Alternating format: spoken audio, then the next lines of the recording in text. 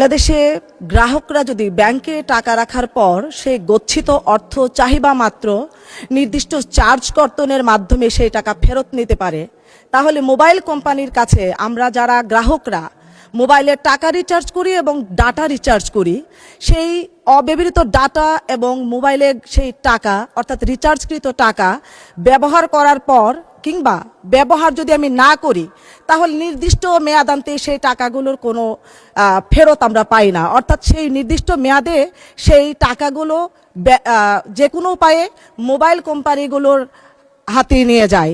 প্রতারণার এই ফাঁদ থেকে গ্রাহকদেরকে বাঁচানোর জন্য বাংলাদেশ সরকার কি পদক্ষেপ নিয়েছে এবং সেটি কবে নাগাদ বাস্তবায়ন হতে পারে?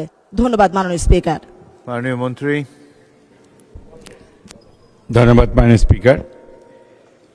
It's a very relevant questions. Actually আমরা বিটিএসসির মাধ্যমে আমরা কয়েকবার যারা অপারেটর আছে তাদের সাথে কথা বলেছি।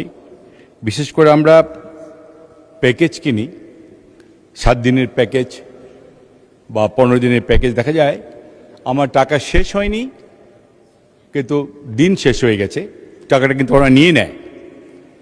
কিন্তু এখান থেকে আমাদেরকে বেরিয়ে আসার জন্য আমরা যারা অপারেটর তাদের সাথে কথা বলেছি, আমরা বিটিআরসির সাথে কথা বলেছি, আমাদের রেগুলেটরি কমিশন যেটা আছে।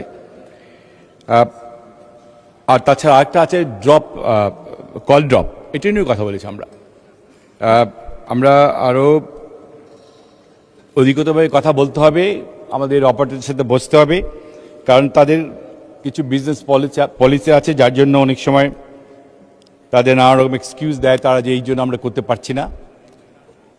আমরা চেষ্টা করছি তাদের চাপের মুখে রাখতে, কারণ আমাদের আজকে মাননীয় সংসদ সদস্য যে কথা বললেন এটা আমরাও কনসার্ন। আমরা ইনশাল্লাহ চেষ্টা চালিয়ে যাব কি করে এই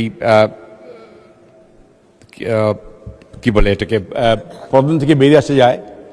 এটা আমরা নিশ্চয়ই আমরা চাপে রাখবো